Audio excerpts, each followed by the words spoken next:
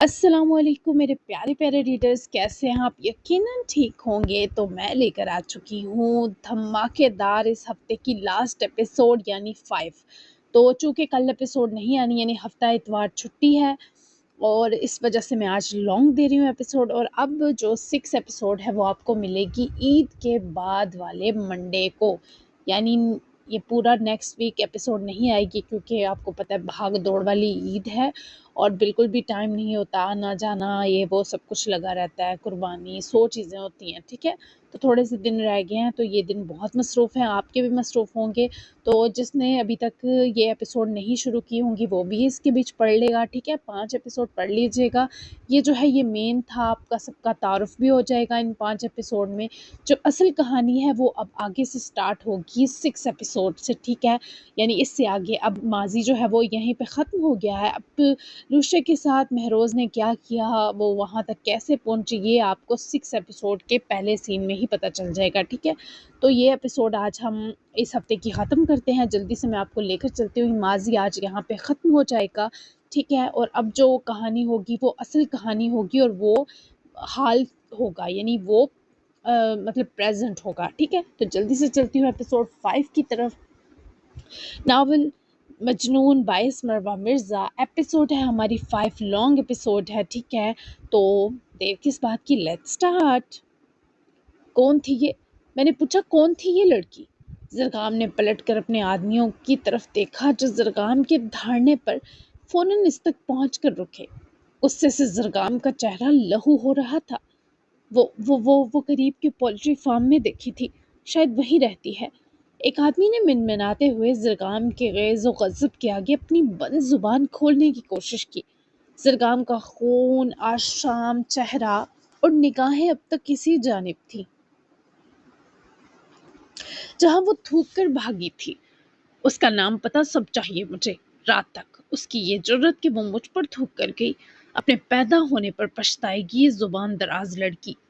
ज़रगाम ने दोनों को धाड़ते हुए हुक्म दिया, जो इन दोनों की रूहें पिछाड़ गया। वो फौरी फर्माबरदारी से सर हिलाते ज़रगाम के गुस्से को कम करने की कोशिश करने लगे, जबकि ज़रगाम ने उन्हें रास्ते से परे धकेला और गाड़ी की तरफ बढ़ गया। वहीं मिरान सीधा तारक फारूकी के पास पहुंचा, तो वो भी उसकी आज आमद पर थोड़े सरप्राइज नजर आए। मिरान को अपने ऑफिस में बेचैनी से दाखिल होता देखकर उन्होंने किताब का मुतालिया रोका। क्या आपने इससे पूछा था उसकी सर्जरी किस वजह से हुई थी? मेरान ने दोनों हाथ उनके सामने मेज पर रखते झुककर जब पूछा, तो तारिक साहब ने किताब बंद करते मेज की सतह पर रखते मेरान की आंखों में देखा। उन्हें 5 माह से इस आदमी ने भनक भी लगने ना दी, लेकिन एक जुमले की तड़प से सब उगल दिया। नहीं, मैंने बस उसे जल्दी सेहतयाब होने की दुआ दी थी। क्या कुछ ऐसा है जो खतरनाक है मेरान?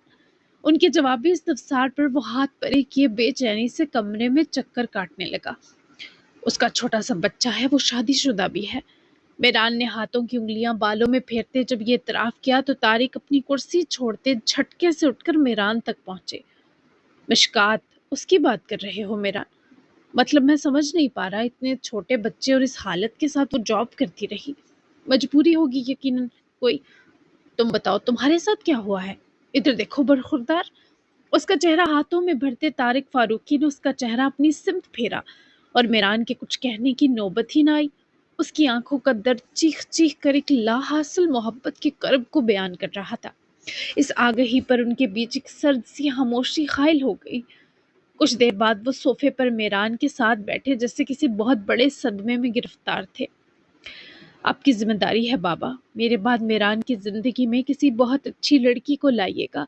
ना सिर्फ वो मेरान से प्यार करे, बल्कि मेरान को भी उससे मोहब्बत हो। अपनी मरती बेटी की ख्वाहिश तारिक फारूकी के लाशऊर में उभर कर मादूम हुई। तभी उन्होंने अपने साथ बैठे इस बेबस और हारे शख्स को देखा, जिसकी दुनिया ही उजड़ गई थी। अब क्या करोगे तुम? वो अपने 5 माह के इश्क की मुख्तसर सी रोदात सुनाने के बाद चुप बैठा था, जब तारिक साहब ने उसके मजबूत हाथ को अपने हाथ में लेकर दबाते आगे के बारे दरियाफ्त किया। और इस आगे के सवाल पर मेरान को लगा उसका सीना उधेड़ा गया है। मैं उसके बगैर कैसे जीऊंगा? मेरान की सरगोशी से भी मध्यम आवाज उन्हें सुनाई दी, तो वो कुछ बोलने लायक न रहे। मैंने तुम्हारे लिए ऐसा सब नहीं सोचा था। یہ کیا کر بیٹھے ہو اپنے ساتھ میرے بچے؟ ایک ایسی محبت جس کا کوئی انجام نہیں، تم نے یہ اپنے دل کو کس کن چھری پر رکھ دیا ہے میران؟ وہ ہونٹوں کو باہم سختی سے میچ کر پھر گھبراہٹ اور درد کی کیفیت میں اپنے ہاتھ کے ناخن انہی دانتوں سے چھیلنے لگا۔ اس کے وجود کی لرزش پر طارق صاحب کا دل کٹ رہا تھا۔ آپ اسے قائل کریں گے نا، میں اسے کسی کا محتاج نہیں ہونے دوں گا انکل، میں اس کی بیک بون بنوں گا، میں اس کے بغیر رہ لوں گا، لیکن اگر وہ مجھ سے دور بھی ناخوش اور رنجیدہ ہے تو یہ میرے لیے دگنی اذیت ہے۔ میں نے سوچ لیا ہے، میں اسے اس کا نہ ہو کر بھی اسے وہ زندگی دوں گا جو اسے اپنا بنا کر دیتا، شہزادی والی زندگی۔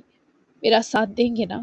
اس شخص کو منظروں نے سسکتے دیکھا، جبکہ طارق فاروقی اس وقت لاجواب ہو کر اس شخص کو دیکھ رہے تھے۔ وہ میران کی محبت کی شدت پر خوفزدہ ہو گئے۔ میران، میرے بچے، اللہ تمہیں اپنی امان میں رکھے۔ یہ بہت مشکل راستہ ہے جو تم نے چنا، میں تمہیں نہیں کھونا چاہتا بچے، تو تم ختم ہو جاؤ گے۔ ایسا مت کرو، پیچھے پلٹ آؤ، شاید ابھی دیر نہ ہوئی ہو۔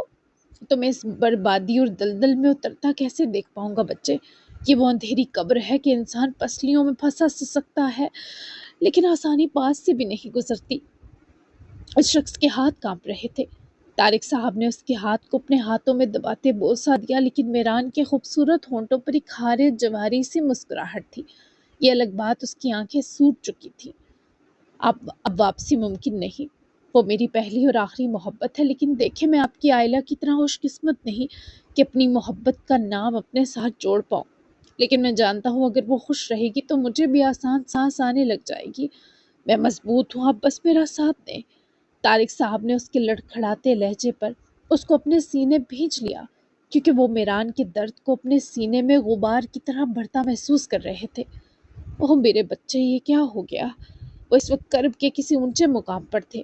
ابھی وہ سنبھلا بھی نہ تھا کہ دروازے پر ہوتی دستک نے جیسے ان دونوں کو اس درد سے کھینچ کر باہر نکالا۔ وہ مناف کو امی کے پاس چھوڑ کر واپس آ گئی تھی۔ مشکات نے جیسے ہی دروازہ کھول کر قدم اندر رکھے، اس کی نظر سیدھی میران ترزئی سے ٹکرائی تھی۔ خود طارق صاحب جیسے یکدم اس درد برے دائرے سے نہ نکل سکے۔ انہیں اس قدر پریشان اور غمزدہ بکھرا دیکھ کر مشکات کی آنکھیں بھی اداس ہو گئیں۔ سب ٹھیک ہے نا ڈاکٹر طارق؟ کیا رپورٹس اچھی نہیں آئی ان کی؟ وہ ان کے چہرے سوجی آنکھیں دیکھ کر پوچھے بنا نہ رہ سکی، جبکہ میران نے فوری چہرہ چرایا اور انہیں ایکسکیوز می کہتا اٹھ کر واش روم کی طرف چلا گیا۔ خود مشکات ابھی تک فکر مند و پریشان سی ڈاکٹر طارق کو دیکھ رہی تھی، جو ذرا اپنا درد اپنے اندر دبانے میں کامیاب ہوتے اٹھے۔ اس کے ساتھ کچھ ایسا ہوا ہے کہ شاید اب اس کی اگلی رپورٹس اچھی نہ آ سکے۔ مشکات کو یہ سن کر زیادہ پریشانی ہوئی، کیونکہ وہ پہلے ہی پریشان تھی۔ ڈاکٹر طارق سے لون کی بات کیسے کرے اب سمجھ نہ آیا۔ اللہ نہ کرے، ایسا کیوں کہہ رہے ہیں؟ اللہ انہیں صحت دے، آپ کے لیے بیٹے جیسے ہیں نا وہ، کیونکہ میں نے ان 5 ماہ آپ کا جیسا ان سے رویہ دیکھا ویسا کسی اور کے ساتھ نہیں رہا، تبھی آپ زیادہ پریشان ہو رہے ہیں۔ اللہ سے نا امید مت ہو، جانتی ہوں ڈاکٹر ہونے کے باوجود آپ لوگ بھی اپنوں کو کھو دینے کے خوف رکھتے ہیں، کیونکہ شفا تو اللہ دیتا ہے، ہم تو بس کوشش کر سکتے ہیں۔ وہ مشکات کو بھی اب شفقت سے تک رہے تھے۔ آج سے پہلے وہ ان کی کارڈیک نرس تھی، لیکن آج کے بعد وہ ان کے میران کی سانس تھی۔ تم دعا کرو اسے وہ شفا ملے جس کی اسے ضرورت ہے۔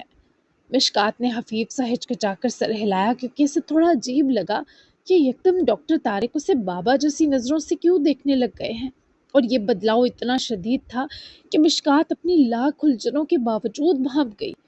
آمین، میں دعا کروں گی ان کے لیے۔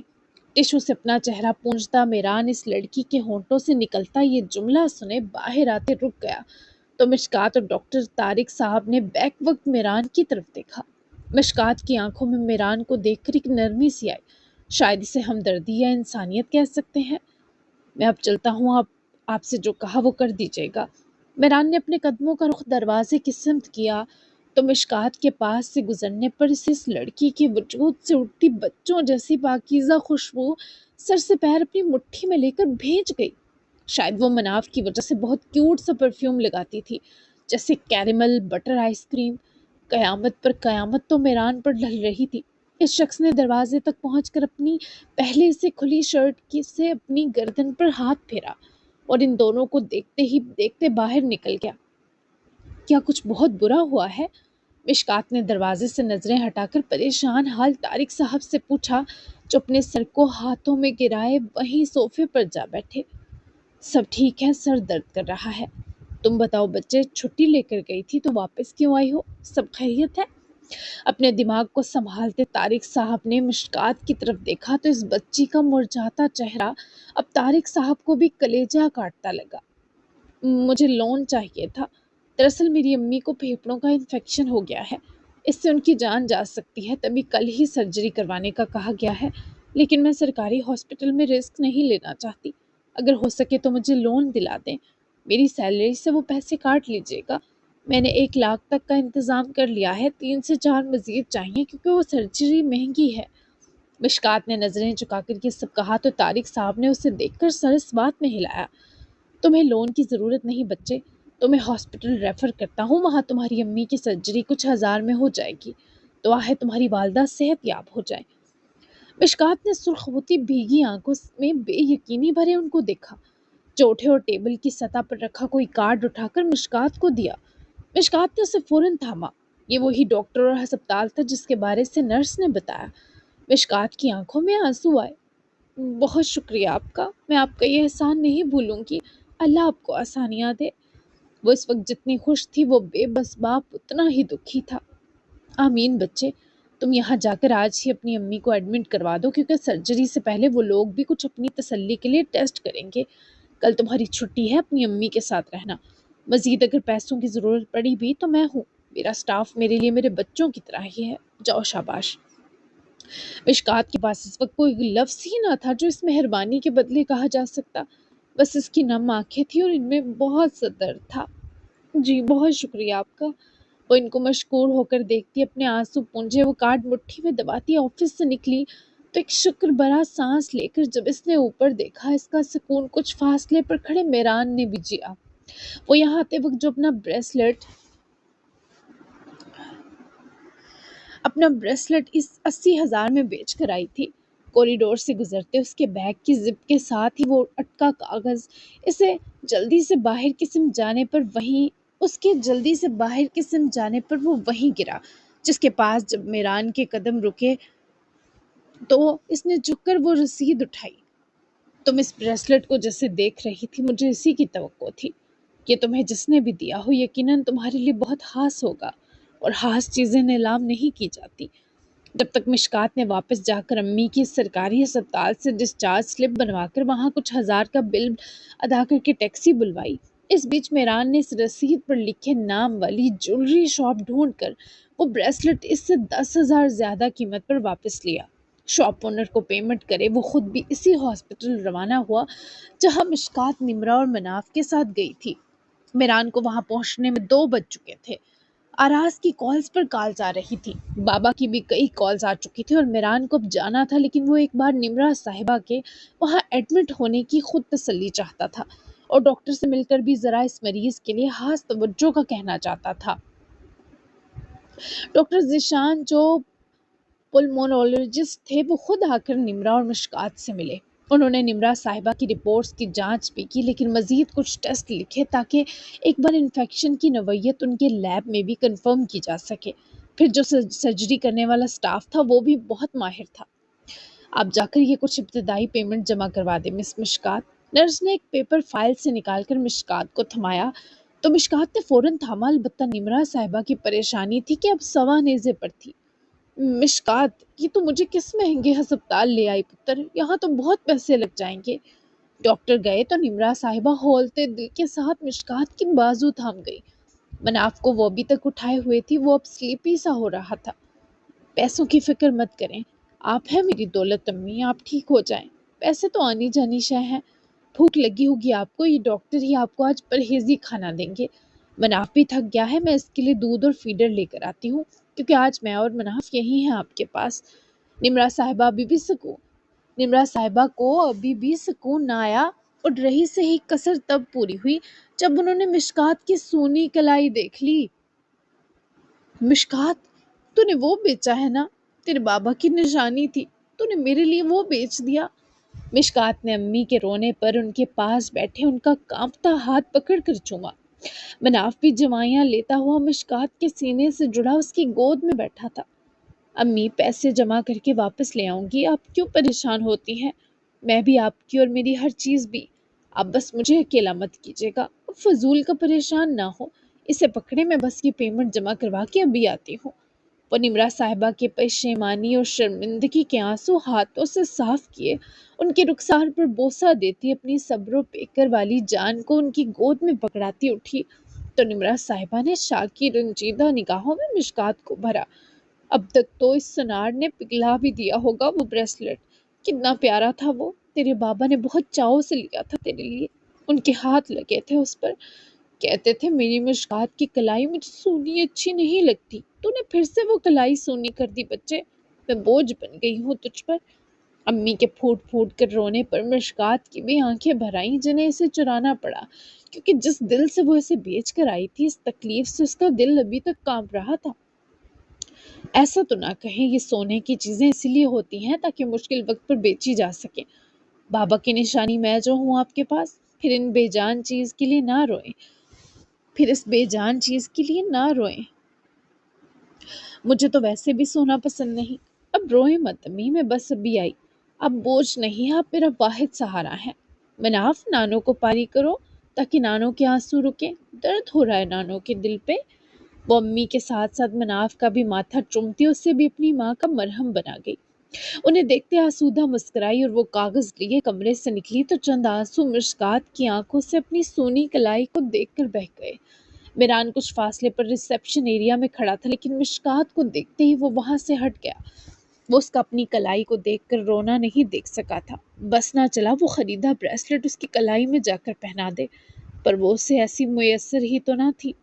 وہ اپنے آپ کو جلد سنبھال گئی، اس نے ریسیپشن ایریا تک پہنچ کر قدم روکے، پوری مگر باریک چادر سر سے ڈھلک کر اس کے شانوں کے گرد اچھے سے لپٹی تھی۔ گہرے نیلے رنگ کے سادہ سے سوٹ میں، پیر فلیٹ مگر نرم جوتی میں مقید کی وہ دنیا جہاں کی پروکار لڑکی لگ رہی تھی، اپسرا، جس پر میران توڑزئی کا دل آ گیا تھا۔ یہ پیمنٹ جمع کروانے کا کہا گیا ہے مجھے 60,000، اس کے علاوہ کتنے دینے ہوں گے پیسے وہ بھی بتا دیں مجھے۔ ریسیپشن پر کھڑی لڑکی کے متوجہ ہونے پر مشکات نے وہ پیپر وہاں کاؤنٹر پر رکھے اپنا پرس کھول کر مطلوبہ پیسے نکالنے چاہے، پر اس لڑکی نے اسے منع کر دیا۔ نہیں، کوئی پیسے نہیں دینے آپ نے۔ مشکات نے جھٹکے سے اس لڑکی کے منہ کی طرف دیکھا۔ کیا مطلب؟ وہ اس لڑکی کو الجھ کر دیکھنے لگی۔ اس پیپر پر لکھی اور کل کی سرجری کی قیمت ادا ہو چکی ہے مس مشکات، آپ کے شوہر نے پیمنٹ کر دی ہے۔ مشکات کے حواسوں پر جسے بجلی گرائی گئی تھی، وہ کچھ دور کھڑا میران توڑزئی اس لڑکی کے شل پڑتے عذاب دیکھ سکتا تھا۔ کیا میرے شوہر نے؟ مشکات کے دل کو دورہ آتے آتے رہا۔ جی ویٹ، نہیں، my mistake, doctor Tariq Farooqui کے ٹرسٹ نے یہ پیمنٹ کی ہے۔ ان کا ٹرسٹ ہر ماہ ایک فری میڈیکل سرجیکل کیمپ کا انعقاد کرتا ہے، جس میں ہیوی سرجری کے بل وہ لوگ ادا کرتے ہیں، آپ بھی انہی میں شامل ہیں، اس لیے آپ بس 10,000 پے کر دیں جو آپ کی مدر کے سٹے اور کھانے پینے کے اخراجات ہوں گے۔ مشکات اس لڑکی کے منہ کی طرف بے یقینی سے دیکھ رہی تھی، کیونکہ اسے یقین نہیں آ رہا تھا۔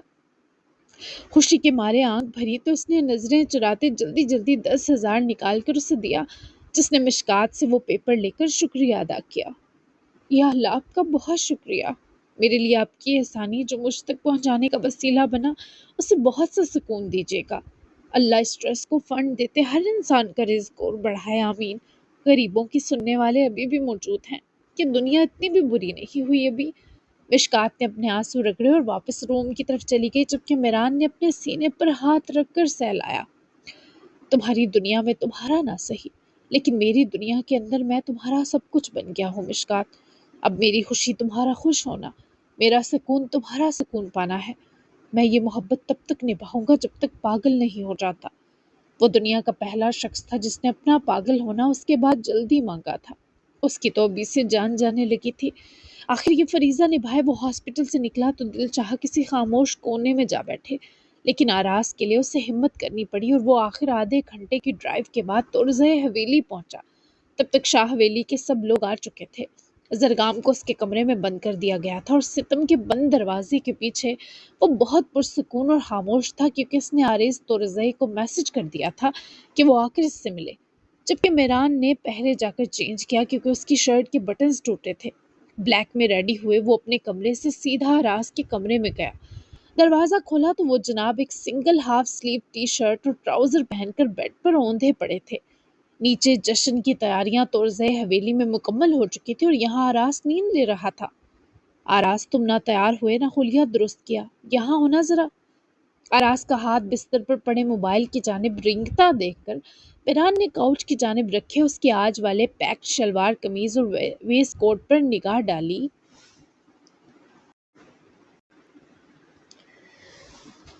جو آراز نے کھولنے کی بھی زحمت نہ کی تھی۔ جب مجھے شادی کرنی ہی نہیں تو کیوں تیار ہونا ہے میں نے لالا، اور آپ تھوڑا اور لیٹ آتے، جلدی نہیں آ گئے؟ میران اس کے لہجے میں اترے شکوے پر آزردہ سا مسکرایا اور اس کے سرہانے بیٹھا۔ اٹھ کر بیٹھو گے تو بتاؤں گا اس دیری کی وجہ، روٹھے بچوں کو جوابات نہیں ملتے، اٹھ کر بیٹھو۔ لالا کے لہجے کی اداسی محسوس کیا راز نے لمحہ لگاتے کروٹ بدلی، اور میران کا مرجھایا چہرہ دیکھنے کی دیر تھی کہ وہ اٹھ کر ٹانگیں سمیٹتے بیٹھا۔ تم کہہ رہے تھے اس کا دیدار روز کیا کرو۔ میں خوش تھا کیونکہ اس کا نام جو جانا تھا، مشکات۔ آراس نے ساری دیر سے آنے والی ناراضگی کی طرف کرتے لالا کی آنکھوں کو پیار سے مسکراتے دیکھا، لیکن پھر دیکھتے ہی دیکھتے میران کی وہ مسکراہٹ اجڑ گئی۔ تو پھر ابھی وہ خوشی کہاں ہے لالا؟ آراس نے میران کے کندھے کو مضبوطی سے جکڑا۔ میری خوشی، میرا سکون، میرا قرار بنتی وہ لڑکی نہ میری ذرا ہے نہ کبھی ہو سکتی ہے آراس۔ اجڑ گئی میری خوشی۔ آراس کا دل پہلے ہی افسردہ تھا، اب تو جسے پھٹ سا گیا۔ کیا مطلب لالا، کہیں میرے اکسانے پر اظہار محبت کر کے تھپڑ تو نہیں کھا ہے اس سے؟ آراس کی قیاس آرائی پر میران پھر مسکرا دیا، لیکن وہ مسکراہٹ دل گرفتہ تھی۔ نہیں یار، ایسا بھی نہیں، بعد میں تفصیل بتاؤں گا، ابھی تم ریڈی ہو، دکھانے کو ہی صحیح پر دلہا تو ہو۔ نکاح نہیں آئے گا، میں انتظام کر کے آیا ہوں، اس لیے بنا چونچا کے یہ کپڑے پہنو۔ ہاف وائٹ کرتا شلوار ہے، اچھا لگے گا تم پر۔ میران نے اٹھنا چاہا مگر آراس نے اس کی بازو دبوچ کر لالا کو واپس بٹھایا۔ مجھے بتائیں لالا، میرا دل پریشان ہو گیا ہے۔ کیوں نہیں ہو سکتی وہ آپ کی؟ آپ جیسا انسان تو قسمت سے ملتا ہے۔ آراس نہ جانے اس کی کون سی خوش قسمتی دیکھ رہا تھا، کیونکہ میران تو سر سے پیر اجڑا ہوا تھا۔ وہ کسی اور کی بیوی ہے، چھوٹے سے بچے کی ماں بھی ہے، یعنی میرے لیے محبت کرنے کا راستہ تو کھلا ہے، پر قدم بڑھانے کا یہی بند ہو گیا۔ لیکن ابھی میرے لیے تمہاری اس شادی سے آزادی اہم ہے، سمجھے تم؟ میری بربادی پر ہم پھر بات کریں گے تفصیلاً۔ اٹھو ابھی آراس۔ آراس تو جس سے سننے سمجھنے کی کچھ پل صلاحیت ہی کھو بیٹھا تھا۔ وہ ہونک ہو کر لالا کو دیکھنے لگا جو اپنی بازو آزاد کروا کے اٹھ کھڑا ہوا۔ آراس بھی اٹھا اور لالا کی گلے جا لگا۔ اس وقت اسے میران کے درد کرتے دل کے سوا کسی شے کی پرواہ نہ رہی۔ لالا، یہ کیا ہو گیا؟ آپ کی محبت کسی اور کی کیسے؟ ادھر دیکھیں، چھین لینا اسے اس شخص سے، محبت بھی بھلا چھوڑنے والی چیز ہے کیا؟ ادھر دیکھیں، میں سب برداشت کر سکتا ہوں، آپ کی ایک بار پھر اجڑتی زندگی نہیں، میں اس شخص کو مار دوں گا لالا۔ آراس کے منہ سے یہ سنے میران نے غصے سے آراس کو پکڑ کر خود سے دور کیا۔ کیا بکواس کی تم نے؟ میران کے سخت لہجے میں پوچھنے پر آراس کی آنکھیں سرخ انگارے میں بدلی۔ لالا، میں نے پچھلے 5 ماہ سے آپ کو اس لڑکی کی محبت میں پل پل سانس بھرتے دیکھا، ان آنکھوں سے دیکھا۔ میں آپ کو اس سے اتنی آسانی سے دستبردار ہونے نہیں دے رہا، سن لیں، میں مار دوں گا اس شخص کو لالا۔ آراس کی ایسی باتیں سن کر میران کو اس کا دماغی توازن واقعی خراب لگا۔ کیا اسے بیوگی اور اس کے معصوم بچے کو یتیم ہونے کا دکھ پہنچاؤ گے تم اپنے لالا کا سینہ آباد کرنے کو؟ دماغ درست رکھو اپنا آراس، مجھے یہ سوچنے پر مجبور مت کرنا کہ میں نے تمہیں بتا کر غلطی کی۔ وہ میری محبت ہے آراس، وہ جتنا خوش رہے گی اتنا میرا دل سکون پائے گا، جہاں مرضی جس مرضی کی رہے، میرے لیے تو میرا سب کچھ ہے۔ مجھے کسی کو بتانے یا جتانے کی ضرورت نہیں، اس لیے ہوش میں رہو میرے شیر۔ آراس نے کرب سے نفی کرتے لالا کو دیکھا، وہ جس محبت کی بات کر رہا تھا ایسی تو آراس نے نہ سنی نہ دیکھی۔ لالا، وہ کچھ کہنا چاہتا تھا پر میران نے سختی سے اسے چپ کروا دیا۔ بس آراس، خدا کے لیے میرا دل پھٹ جائے گا، ایسی باتیں مت سوچو، ہوش میں آؤ، جا کر کپڑے بدلو، ہم ساتھ نیچے جا رہے ہیں، ہری اب 20 منٹ ہے تمہارے پاس صرف۔ آراس نے افسوس سے لالا کو دیکھا۔ آپ کی جگہ میں ہوتا تو اپنی محبت اگلے کے حلق سے گھسیٹ لیتا۔ آہ لالا، اپنی کتنی شاندار موت چنی آپ نے، یا اللہ مجھے صبر دے۔ آراس کا اس وقت کپڑے بدلنے کا کم اپنے بال نوچنے کا دل زیادہ چاہ رہا تھا۔ میران کی کھوریوں پر آراس اپنے کپڑے اٹھا کر گیا تو میران نے خود کو کوسا کہ کیا ضرورت تھی اس اس مینٹل سٹیٹ سے لڑتے آراز کو یہ بتانے کی۔ لالا ابھی وہ سنبھلا ہی تھا کہ آریز کی مسکراتی آواز نے میران کو اپنے تاثرات بہتر کرنے پر مجبور کیا۔ وہ موصوف آخرکار آ چکے تھے۔ آریز تورزئی 24 سال کا تھا اور جناب کی انجینئرنگ بس آخری مراحل میں ہی تھی۔ آریز کے آ کر گلے لگنے پر میران دل سے مسکرائے، کیونکہ یہ باشندہ مہینوں بعد دیکھنے کو ملتا تھا۔ میرے ہاٹ لونڈے، تم تو ہر بار اور وجاہت میں ڈوب آتے ہو۔ سفر ٹھیک رہا؟ یہ بالوں کا کیا ناس مارا ہے؟ کون سی کٹنگ کروائی ہے؟ میران کی نظر سیدھی آریز کے بالوں پر گئی، جو اس نے تھوڑے ماتھے پر گرا رکھے تھے اور پیچھے سے بھی کافی جھمگٹ بنے تھے۔ آریز نے ہنس کر لالا کو دبوچا۔ لالا، یہ آج کل کا فیشن ہے، آپ بھی تو دن بدن جوان اور ڈیشنگ ہوتے جا رہے ہیں میری ہری آنکھوں والے ہرن۔ یقیناً اس بار بھی کوئی ان سبز آنکھوں پر نہیں مری ہوگی، کیونکہ جناب اینگری مین نے کسی کو منہ نہیں لگایا ہوگا۔ وہ کیا ہے کہ مجھے لگتا ہے کہ میں آپ کی بیوی دیکھنے کے ارمان لے کر ہی دنیا سے کوچ کر جاؤں گا۔ اب تو آراس لالا بھی شادی کرنے لگے ہیں یار، کتنا ہی اچھا ہو کہ لگے ہاتھوں آپ اور زرغام لالا بھی نمٹ جائیں۔ میران نے اس کینچی کی طرح چلتی زبان والے بھائی کا کان دبوچا۔ جانتا ہوں یہ جلدیاں کس لیے ہیں، تو تاکہ تمہارا نمبر آئے۔ کوئی پھسالی ہوگی نا چھمک چھلو یونیورسٹی میں۔ آریز نے معصومانہ سا کراہنے کے ساتھ ہنستے اپنا کان چھڑایا تو میران نے مسکرا کر چھوڑ دیا۔ توبہ کریں یار، میں وہاں پڑھنے جاتا ہوں، لڑکیاں تاڑنے نہیں۔ ویسے ہماری جینز میں ہی اتنی وجاہت و خوبصورتی ہے کہ مجھے کچھ کرنے کی ضرورت ہی نہیں پڑتی، لڑکیاں خود ہی آس پاس منڈلانے لگتی ہیں۔ مجھے حیرت ہے، آپ جتنے ہینڈسم ہیں، آپ پر تو ہزاروں لڑکیوں کو پھڑک کر مر جانا چاہیے، پر میرا ہری آنکھوں والا ہرن کسی کو بھاؤ ہی نہیں دیتا۔ ہاؤ روڈ میران ادریس تورزئے۔ آریز کے شوخ و چنچل انداز نے میران کو بہت اچھا محسوس کروایا۔ یہ تھا ہی اس حویلی کی رونق۔ اچھا بس کرو اب یہ حسن کے قصیدے پڑھنا۔ آریز نے ہنس کر ہاتھ اٹھائی، کیونکہ آج تو آراز تورزئی کی باری تھی ستائش کی۔ اسی لمحے سڑا اور نخریلا آراز چینج کیے کمرے میں نکلا تو میران اور آریز نے اسے ایک دم اچھی فٹ والی شلوار قمیض میں سجتا دیکھ کر نظر اتاری۔ وہ اس قدر گندے موڈ میں تھا کہ اس کے خوبصورت کٹاؤ دار جا لائن والے چہرے میں ایک تیز کھنچاؤ محسوس ہو رہا تھا۔ اوف ماشاء اللہ، ادھر تو حسن کی دیگچی ہی الٹ گئی ہے۔ اوئے میرے کچھ سال بڑے جاسوس طبیعت والے بھائی، آج قیامت بن کر کس کو گھائل کرنے کے ارادے ہیں حضور؟ آریز نے جھپٹ کر آراز تک قدم اٹھائے تو میران نے عقب سے آراز کو آنکھوں کے اشارے سے منہ سیدھا کرنے کا کہا، جو اس نے بالکل بھی نہ کیا۔ تم کیوں ٹپکے ہو؟ تمہارے بغیر بھی شادی ہو جاتی میری، کچھ سال چھوٹی مصیبت۔ دلہا ہوں، کوئی دنیا کا 8واں عجوبہ نہیں۔ اور یہ حسن کی دیگچی، یہ گھائل، یہ سب خرافات سیکھنے بھیجا تھا تمہیں یونیورسٹی؟ آریز نے ہنس کر آراز کو لپٹ جاتے پہلے تو رج کر پیار کیا، پھر آراز کی کڑوی کسیلی سن کر ذرا آریز صاحب نے اپنا چہرہ شریف سامنے کیا۔ توبہ میران لالا، یہ تو آگ کا گولا بنے ہیں، کیا مہرمہ باجی نے ان کو ابھی تک لفٹ نہیں کروائی؟ آریز کی شرارتیں تھمنے والی کہاں تھی؟ وہ تھوڑا روٹھا ہے کیونکہ زبردستی شادی ہو رہی ہے، تنگ مت کرو۔ میران بھی آگے آیا، مبادہ آراز چڑھ کر چیخنے ہی نہ لگے۔ تبھی آریز کو بھی اس مستی سے نکالا اور یہ سن کر وہ بھی فکر مند اور سنجیدہ ہو گیا۔ اوہ سیڈ یار، چلے کوئی نہیں، شادی کے بعد سیڈنس خود ہی بھاگ جائے گی۔ چلے مسکرا دے، میرے بھائی کی شادی ہے آفٹر آل، میری نشیلی آنکھوں والے کریلے۔ آریز نے زبردستی ہی آراز کو یہ الٹے سیدھے لقب دے کر اسمائل کروائی، کیونکہ آخرکار تینوں ایک ہی ماں باپ کی اولاد تھے، کسی کی بھی ایفرٹ ضائع کیسے جاتی۔ جتنا آریز ان دونوں سے پیار کرتا تھا اس جتنا ہی وہ زرگام سے بھی پیار کرتا تھا۔ ٹھیک ہے، آپ دونوں آ جائیں، میں بھی جا کر باقیوں سے ملتا ہوں، پھر خود کی بھی ذرا خالد سنوارو۔ ملتا ہوں بریک کے بعد بڑیز۔ میران اور آراز نے اسے اجازت دی، جس کے بعد وہ نمونہ وہاں سے چلا گیا۔ میران نے آراز تک قدم بڑھا کر روکے۔ ایک بات بتاؤ، کیا ایسا کچھ ہے آراز جس سے تم واقف ہو لیکن میں نہیں؟ میران کی اس تمہید نے آراز کا دل مٹھی میں لیا۔ وہ ساری ہفکی بھول کر سہم سا گیا۔ نہیں، ایسا کچھ کیوں ہوگا لالا؟ آراز کا لہجہ لڑکھڑایا۔ کچھ بھی ایسا جو میرے بڑے بھائی ہونے کے رتبے پر دھبا ہو، کچھ بھی۔ اب کی بار میران کی حالی آنکھوں سے آراز کو خوف آیا۔ کیسی باتیں کر رہے ہیں لالا، آپ بڑے بھائی ہی نہیں، میرے لیے اماں اور بابا دونوں ہیں، ایسے گندے سوال دوبارہ نہیں کیجیے گا۔ وہ ڈر کر میران سے لپٹا، لیکن کیا کرتا، کل جو زرگام نے کہا وہ ابھی تک میران کے دل میں کانٹے سا چبھ رہا تھا۔ اگر کبھی مجھے کچھ ایسا پتا چلا آراز جس سے مجھے لگا کہ میں تمہارا بڑا بھائی بننے میں ناکام ہوں، تو میرا سر شرم سے جھک جائے گا، اور مجھے میرا جھکا سر کبھی منظور نہیں۔ کچھ ہے تو ابھی بتا دو، اگر مجھے کسی اور سے پتا چلا تو یہ دگنی تکلیف دے گا۔ میران کی تمہید پر آراز اس کے سامنے ہوا۔ وہ بہت بے قرار لگ رہا تھا، جیسے کسی طرح میران کے دل سے یہ شک و شبہات ہی نوچ لے۔ لالا، ایسا کچھ نہیں ہے، کس منحوس نے آپ کو اس شک میں ڈالا؟ جس نے بھی جو بکواس کی ہے بتائیں مجھے۔ بابا نے کہا یا اس زرغام نے؟ تو یاد رکھیں کہ آپ ان دونوں سے لاکھ درجے بہترین ہی ہیں، پلیز ایسا فضول مت سوچیں۔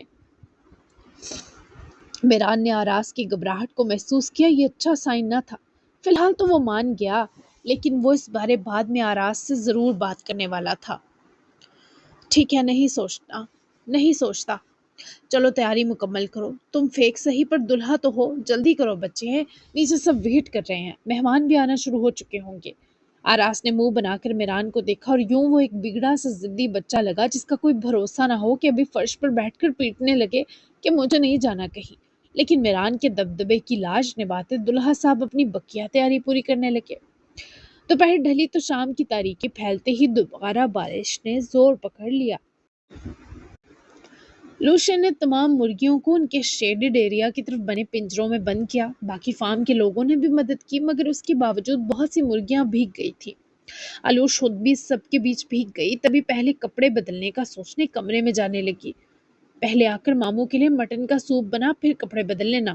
ممانی کی نے ہانک لگا کر اسے کمرے میں جاتے دیکھ کر کچن میں بلایا تو لوشے کمرے میں جان بوجھ کر گھسی، اور جہاں کپڑے 5 منٹ میں بدلنے تھے وہاں آلوش نے آدھا گھنٹہ لگایا۔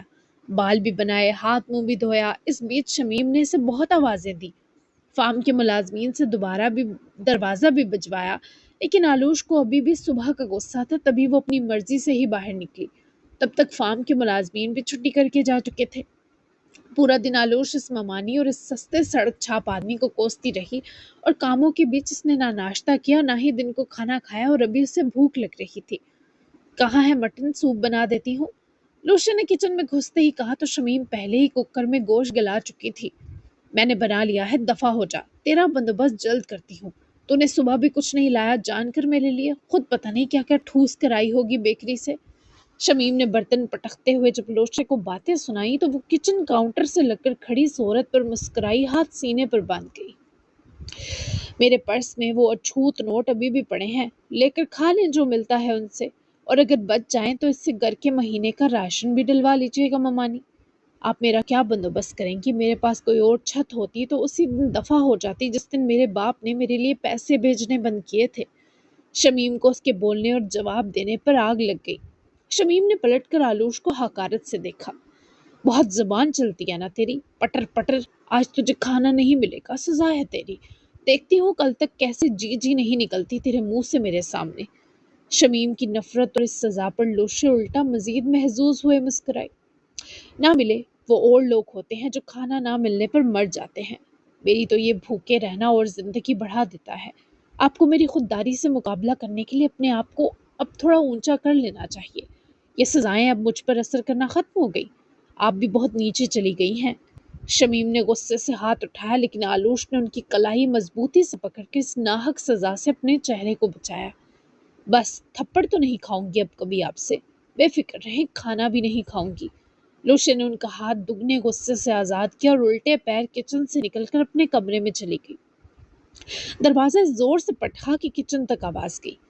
بس آج تیری یہ خودداری اور رکڑ تڑپ تڑپ کر نہ مار دی میں نے تو میرا نام بھی شمیم خان نہیں۔ شمیم جانتی تھی آج اس کا پلان مہروز پورا کرے گا، لیکن دروازہ بند کر کے وہیں بیٹھ کر اپنے پیٹ پر ہاتھ رکھ کر دباتی آلوش وہیں گھٹنے سمیٹ کر دروازے میں بیٹھ گئی۔ وہ روتی نہیں تھی، لیکن اس وقت اس کی آنکھوں کے کنارے لال تھے، نمی بس پھوٹنے کو تھی۔ ایسی محتاجی سے موت زیادہ بہتر ہے۔ موت بھی تو نہیں چاہتی میں، ورنہ اس عورت کا بھیانک انجام کیسے دیکھوں گی؟ اس بھوک کا کیا کروں؟ لوشے، کچھ تو کھا لیتی، اب ساری رات پیٹ کا درد بھی جھیلنا ہوگا۔ بیکری جاؤں؟ نہیں، پھر سے وہ آدمی راستے میں مل گیا تو وہاں بھی موت ہی ہے، اور مجھے بھی بالکل نہیں مرنا۔ کیا ضرورت تھی اس پر تھوک کر ایک نیا دشمن پیدا کرنے کی؟ لوشے، تم بھی آئٹم ہی پیدا کی گئی ہو۔ اپنے آپ کی سرزنش کرتی وہ اس وقت ایسا سب سوچ کر اپنے آنسوؤں کو دفعہ دور ضرور کر چکی تھی، اور یہی لوشے کی جیت تھی۔ بہت دیر تک وہ بھوک سے لڑتی رہی اور پھر ہمت کرتی وہ اٹھی ہی جب اس کے کھولنے سے پہلے دروازہ پوری دھمک سے کھلا۔ مہروز خان کو اپنے کمرے میں گھستا دیکھ کر آلوش کے چہرے کا رنگ سفید پڑ گیا تھا۔ وہ کیا کرنے آیا ہے یہ اس کی حقارت سے بھری آنکھوں سے صاف عیاں ہوا تھا۔ عارض نے سب سے ملاقات کی، شاہ حویلی کے مکینوں سے بھی ملا، اور اپنے کمرے میں جانے کے بجائے اس نے سیدھا زرغام کے کمرے کا رخ کیا۔ اس کے دونوں آدمی اس وقت حویلی کے گیٹ کے باہر ہی کھڑے تھے۔ آپ کو کیوں قید کر رکھا ہے ان لوگوں نے؟ باہر سے لاک کیوں تھا کمرہ؟ عارض خود بھی تیار ہو چکا تھا۔ کمرے میں داخل ہوتے ہی اسے صوفے پر پہاڑ جیسے محترم نظر آئے۔ وہی بکھرے بال، بڑی گھنی داڑھی، سیاہ سوٹ جو اب گرد سے میلا بھی دکھائی دے رہا تھا۔ زرغام نے عارض کی پریشانی دیکھی اور اٹھ کھڑا ہوا۔ بازو کھولے ہی کہ عارض فوری زرغام کے سینے جا لگا۔ ان لوگوں کو میں انسان لگا ہی کب ہوں، اور جانوروں کو ایسے موقعوں پر قید ہی رکھا جاتا ہے تاکہ وہ تہوار نہ خراب کر دیں۔ بہت یاد کیا تجھے پتلو؟ زرغام نے جس طرح سے سینے بھیجا، عارض کی گرم جوشی دگنی تھی، پر زرغام کی بات اس کا دل چیر گئی۔ مجھے کیوں نہیں لگے آپ جانور کبھی؟ میرے لیے تو میرے تینوں بھائی دل و جان کی ٹھنڈک ہیں۔ اور یہ کیا حلیہ بنا رکھا ہے زرغام لالا؟ کیوں ہے آپ ایسے؟ کیا ہوا ہے؟ قید کی اصل وجہ بتائیں۔ عارض کو اصل وجہ جانے بنا سکون نہیں مل سکتا تھا، اور زرغام کو بھی مہرماں تک بس عارض ہی پہنچا سکتا تھا۔ کیونکہ تیرے سینے میں دل نہیں، ہیرا جڑ دیا ہے اللہ نے، کہ لوگ میری مہرماں کو آراز کے حوالے کر رہے ہیں۔ مجھے بند کر دیا تاکہ کوئی مزاحمت نہ کر سکوں۔ اور تجھے پتا ہے عارض، وہ مہرماں مجھ سے پیار کرتی ہے۔ عارض نے کربناک نگاہوں سے زرغام کو دیکھا۔ آپ کو مہرماں باجی نے بتایا؟ عارض کے لیے ناقابل یقین سا تھا۔ اس کی حالت نے بتایا۔ اسے سزا تو ملے گی، مجھے دل میں بسا کر وہ کیسے کسی اور مرد کی نکاح میں جانے کی حامی بھر سکتی ہے؟ مجھے اس سے ملنا ہے۔ جب وہ کمرے میں اکیلی ہوئی تو مجھے میسج کرے گا۔ بس ایک آخری بار اس سے پوچھنا چاہتا ہوں کہ ایسا کیوں کر رہی ہے، اور تو یہاں لاک بھی نہیں لگائے گا۔ عارض نے آزردہ نگاہوں سے زرغام کو دیکھتے پھر سے بھائی کے گلے لگ کر سر ہلایا، اور عارض نے نہ صرف کہا بلکہ ایسا ہی کیا۔ سب تقریب میں مصروف ہو چکے تھے، مہمان سارے آ چکے تھے، اور تبھی مہرماں جو دلہن بنی آئینے کے سامنے سوگوار کھڑی تھی، تب سہم کر آئینے سے دور ہٹی جب اس نے کمرے میں زرغام کو گھستے اور دروازہ لاک کرتے دیکھا۔ مہرماں کی فیملی بھی زرغام کے قید میں ہونے کی تسلی کیے باہر تقریب میں موجود تھی۔ تو مجھے گولی نہیں مار سکی، تیری جان نکل گئی تھی، میں نے دیکھا مہرماں، اور اب بھی تو اس آراز کے لیے سجی دلہن بن کر بھی سر سے پیر اجڑی عورت لگ رہی ہے۔ کیوں؟ صرف اس لیے کہ میں ناجائز مشہور آدمی ہوں؟ صرف اس لیے تو میری اور اپنی زندگی کو ختم کرنے پر تل گئی ہے؟ زرغام نے ابتدائی راستے میں موجود ٹیبل پر رکھی فروٹ باسکٹ سے چھری اٹھا کر مہرماں تک قدم اٹھائے، لیکن وہ ذرا بھی خوفزدہ نہ تھی۔ اس کی آنکھوں میں تاریکی چھائی تھی۔ وہ سرخ روسی جوڑے میں تورزہ خاندان کی شان رکھتی دلہن بنی کسی سلطنت کی ملکہ لگ رہی تھی۔ زرغام دفع ہو جاؤ یہاں سے۔ وہ اب بھی پتھرائی ہوئی تھی۔ زرغام نے کہکہا لگایا۔ وہ ہر پل ڈریسنگ میز کی طرف بڑھ رہا تھا۔ دفع ہو جاؤں؟ تجھے اس طرح میرے لیے سجنا تھا نا؟ پھر تو اس آراز کے لیے کس دل سے سج گئی مہرماں؟ بول، میں نہیں دیکھ سکتا تجھے اس کا ہوتے ہوئے۔ تجھے مجھ سے پیار ہے؟ ایک لمحہ بھول جا کہ میرا وجود ناجائز ہے۔ پھر بتا مجھے کیا کمی ہے مجھ میں مہرماں؟ تجھ سے پاگلوں کی طرح پیار کرتا ہوں، آخری سانس تک تجھے اپنے ہاتھ کا چھالا بنا کر رکھوں گا، تیرے ناز نخرے اٹھاؤں گا، تجھے بہت پیار دوں گا۔ بتانا کیا کمی ہے؟ میرا خلیہ پسند نہیں؟ میں بدل دوں گا، جو تو کہے گی ویسا بن جاؤ گا۔ مت کر مہرماں، سب کو کہہ دے تو مجھ سے شادی کرے گی۔ بتا دے سب کو، زمانے کی پرواہ مت کر۔ کیا پتا تو مجھ پر رحم کرے تو میرا اللہ تجھ پر مہربان ہو جائے، کوئی انعام مل جائے، شاید یہ کہ میں ناجائز خون نہیں ہوں۔ ایک دنیا ہے، کچھ بھی ہو سکتا ہے۔ ہے مت کرنا، کیوں مجھے اپنے ہی پیار اور بھائی کا قاتل بنانا چاہتی ہے؟ مہرماں نے اپنے آنسوؤں کو بہت گھوٹا، لیکن وہ اس کی آنکھوں کی حدود پار کر گئے۔ زرغام نے وہ چھری پکڑے ہاتھ میں ہی مہرماں کی بے جان سی کلائی تھامی، لیکن وہ بس اسے ہی دیکھ رہی تھی۔ زرغام، مجھے نفرت ہے تم سے، چلے جاؤ، میں اب آراز کے لیے سج گئی ہوں، جاؤ۔ وہ اپنی کلائی چھڑوانے لگی، پر زرغام نے اسے حقارت سے دیکھتے اس کی کلائی سختی سے پکڑی کہ وہ کڑہ اٹھی۔ ٹھیک ہے، سادہ سا سوال، ایک اقرار ایک نجات۔ مجھ سے پیار کرتی ہے نا؟ میں تیرے لائق نہیں لگتا، تجھے دنیا تھو تھو کرے گی کہ کس سے شادی کر لی تم تم لوگوں کا وقار مجروح ہوگا اس لیے بھاگ رہی ہے نا کہ میرے باپ کی رنگ رلیوں کا نتیجہ ہوں میں، بے عزت وجود ہوں۔ تیرے ہاتھ کانپے تھے، مجھے مار دیتی تو قصہ ختم ہو جاتا، پر اب سب ختم کرنے کے لیے تجھے جواب دینا ہوگا۔ بول، بول نا۔ زرغام کا خود کو ایسے ذلیل کرنا مہرباں کو تکلیف دے رہا تھا کہ آگہی تو اسے بھی کل ہی ہوئی کہ وہ جس سے دھتکارتی ہے وہی ہر جگہ اترا ہوا ہے۔ اگر ہاں کہوں گی تو چلے جاؤ گے؟ مہرباں نے ڈوبتی سی سرگوشی کی اور تبھی زرغام نے بہت آہستگی سے اس کی کلائی سے چوڑیاں اتار کر نیچے فرش پر بکھیر دی۔ پھر اس چھری سے اس نے مہرباں کی کلائی کو اتنے آرام سے چیرا لگایا کہ وہ اس درد پر بس آنکھیں سختی سے مچ گئی۔ زرغام نے جبڑے بھیجتے اس کی دوسری کلائی کے ساتھ بھی یہی کیا۔ خون کی بوندیں ٹپک کر زرغام کے موزوں میں جذب ہونے لگی۔ وہ سسک کر روئی جب زرغام نے اس کی دونوں کلائیاں جو لہو لہان تھی مہرباں کی آنکھوں کے سامنے کی۔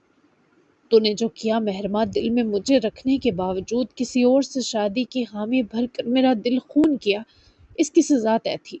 اب دعا ہے تو اس سے اگر بچ جائے تو تجھے زرغام کی موت کی خبر ملے۔ بچ جائے گی، کٹ گہرے نہیں ہیں، جلد تجھ تک لوگ پہنچا دوں گا۔ سب ختم، میری تجھ سے محبت مر گئی، مر جا تو بھی مہرباں۔ وہ اس کی کلائیاں آزاد کرتا، مہرباں کو دھکیل کر پرے کرتا، چھری وہیں پھینکتا ہوا جس طرح آیا اسی طرح نکل گیا۔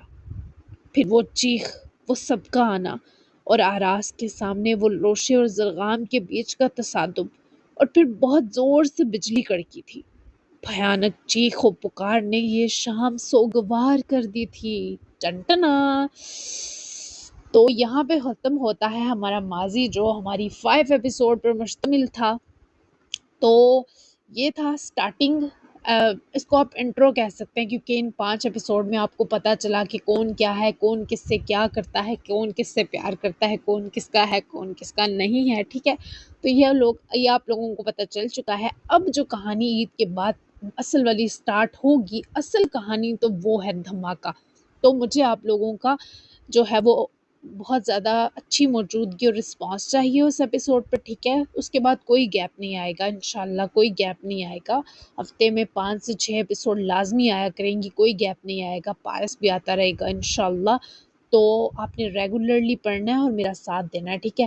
یہ 5 ایپیسوڈ انٹرو تھی، یہ پڑھ لیجئے گا، جس نے نہیں پڑھی ناول سٹارٹ کر لیجئے گا عید کی چھٹیوں میں، ٹھیک ہے۔ تو ہم ملیں گے پھر دھماکے دار 6 ایپیسوڈ کے ساتھ، جو بہت ہی زیادہ اسپیشل ہو سکتی ہے۔ ہو سکتا ہے وہ آراس اور لوشے کی نکاح اسپیشل ہو، کچھ دھماکہ ہو سکتا ہے 6 ایپیسوڈ میں۔ تو 6 ایپیسوڈ پڑھنے کے لیے آپ لوگوں کو ان باقی 5 ایپیسوڈ پہ اپنا رسپانس اچھا کرنا ہوگا، سب کو سٹارٹ کرنا ہوگا یہ ناول۔ تو ملتے ہیں اب عید کے بعد ہم دھماکے دار سی ایپیسوڈ کے ساتھ، تب تک کے لیے اللہ حافظ۔ دعا میں یاد رکھیے گا، اپنا پیارا سا تبصرہ دینا بالکل مت بھولیے گا۔ میری طرف سے آپ لوگوں کو ایڈوانس عید الاضحیٰ مبارک۔ اور جو ہے وہ جن کی قربانی ہے تو وہ غریب غربا لوگوں کو بالکل مت بھولیے گا، اور جن کی نہیں ہے اللہ تعالیٰ ان کو اتنے وسائل دے، اتنی ہمت دے، اتنی استقامت دے، اتنا رزق دے اور اتنی آسانیاں دے کہ وہ خود اپنے ہاتھوں سے یہ سنت ابراہیمی ادا کر پائیں۔ جن کی ہے اللہ تعالیٰ ان کو مزید برکت دے۔ اللہ تعالیٰ ہم سب کے جو حالات درست کر دے، ہم سب کے دلوں کو مطلب آسودہ کر دے، اور ہم سب کے دامن آسانیوں سے بھر دے۔ اس دعا کے ساتھ آپ لوگوں کی عید اچھی گزرے، ہماری تو اداس ہی گزرے گی کیونکہ ہماری دادوں کی ڈیتھ ہو گئی تھی چھوٹی عید پر۔ تو آپ کو پتہ ہے کہ عیدیں جو ہیں وہ ان پیاری ہستیوں کے ساتھ ہی ہیں، جب جن کا کوئی چلا جائے، جن کی مطلب بہت پیارے بچھڑ جاتے ہیں، ان کی عیدیں پھر بہت زیادہ ویران اور سنسان ہو جاتی ہیں، اور پھر ان لوگوں کو ایسے تہواروں پر صرف اپنے وہ بچھڑے لوگ ہی یاد آتے ہیں۔ جتنے میرے ریڈرز ہیں جن کے بھی پیارے گئے ہیں، ان سب کو اللہ تعالیٰ صبر و ہمت عطا کرے، ان کے پیاروں کو جنت الفردوس میں جگہ دے، اور مجھے بھی دعاؤں میں یاد رکھیے گا، آپ سب بھی میری دعاؤں میں ہیں۔ تو ملتے ہیں پھر عید کے بعد۔ اللہ حافظ، اپنا بہت سا خیال رکھیے گا، بائے بائے۔